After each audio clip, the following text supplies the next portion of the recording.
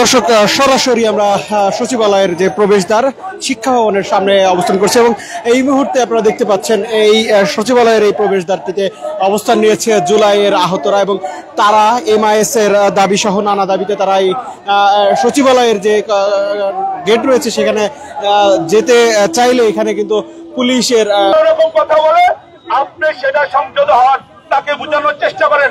কারণ আপনি এখানে আসছেন, আপনি জুলাই 24-এর দেশপ্রেমিক যোদ্ধা। কারণ আপনি 10 মাস অপেক্ষা করেছেন, কিন্তু আপনি দাবির জন্য রাস্তায় নামেন নাই। ওনাকে কিন্তু ভাই সামান্য সকাল বিকাল রাস্তাঘাট বন্ধ করে অবরোধ করেছে। আমরা কোনো রাস্তাঘাট বন্ধ করতে চাই না। আমাদের সরকার, এই সরকার আমাদের সরকার, এই দেশ আমাদের দেশ, এই দেশের একটা অনিষ্ট হবে এটা আমাদের ক্ষতি। আমরা দেশকে আমাদের জীবন দিয়ে ভালোবেসেছি, জীবনকে বুকের সামনে গুলির সামনে আমরা বুকে গেঁথেছি, তার প্রমাণে আজকে আপনারা এখানে করে দেখাবেন। ঠিক আছে, আমরা তো আমাদের জীবনকে অমূল্য মনে করেছি। 5 আগস্ট আমরা মারা গেছি না? আমাদের বোনাস লাইফ, এই লাইফে আমরা দেশকে কিছু দিয়ে যেতে চাই, আমরা আমাদের ভাইদের কিছু দিয়ে যেতে চাই। এই দেশ আমাদেরকে স্মরণ করবে, জুলাই 24-এর চেতনা যাবে স্মরণ করে আমাদেরকে এই শাস্তি মনে করবে।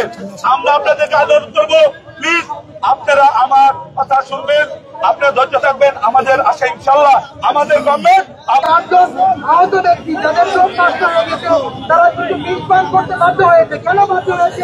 কেননা তারা তাদের লাইফ তাদের কোনো সুযোগ পাচ্ছে না। তারা আমাদের আরো একটা দাবি, আহত ভাইদের জন্য ABC 3 ক্যাটাগরিতে যে ভাতা চালু করা হয়েছে সেটা অনতি বিলম্বে জুলাই মাসের মধ্যেই নতুন বাজেটে যেন কার্যকর করা হয়, সে বিষয়ে আমরা দাবি জানাই। আমরা আহত ভাইয়েরা এখানে অনেক আছি, 2000-এর উপরে আহত আছে যারা এখনো তালিকাভুক্ত হতে পারেনি। অনতি বিলম্বে MIS ওপেন করে এই ভাইদের, আহত ভাইদেরকে MIS এর অন্তর্ভুক্ত করে তাদের চিকিৎসা সেবা এবং তাদের সার্বিক যে সেবা সরকারের দেওয়ার কথা, যে প্রতিশ্রুতি ইউনূস সরকার নিয়েছেন তা যেন অবশ্যই পরিপূর্ণ করেন। আহত ভাইয়েরা যারা আছি এখন আমরা ছিলেন যারা এখানে আছেন তারা বলছিলেন যে কারা কেন এখানে এসেছেন। আমরা আর একজনের সাথে কথা বলতে চাই। 5 আগস্টের পরে আপনারা যে বাংলাদেশ চেয়েছিলেন তা কতটা সফল হয়েছে? আমরা আমাদের সরকারকে যেমন চেয়েছিলাম অনেকাংশেই তারা হচ্ছে ব্যর্থ। কারণ যাদের দ্বারা এই সরকার তারা ওদেরকেই মূল্যায়ন করছে না। আপনারা জানেন যে গত কিছুদিন আগে আমাদের চক্ষু বিজ্ঞানের কয়েকজন বিষ খেয়েছিল উন্নত চিকিৎসার জন্য।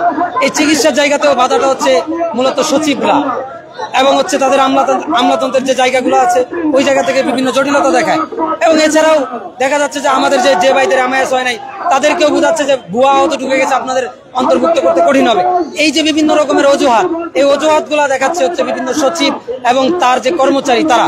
তো আমরা চাই এই যে দূষররা যারা আছে সচিবালয়ের মধ্যে তাদেরকে অতি দ্রুত তাদেরকে বরখাস্ত করে নতুন সচিব এবং নতুন বাংলাদেশের নতুন স্পিরিট ধারণ করে এমন ব্যক্তি দ্বারা আমাদের সচিবালয় সাজানো হবে এবং কাজ হবে দ্রুত এবং বাংলাদেশ হবে দুর্নীতিমুক্ত এবং এই তালবাহানা মুক্ত ইনশাআল্লাহ।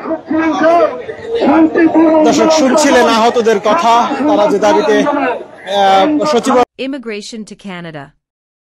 We provide the best quality service and solution for Canada immigration. Please visit our website and contact for details.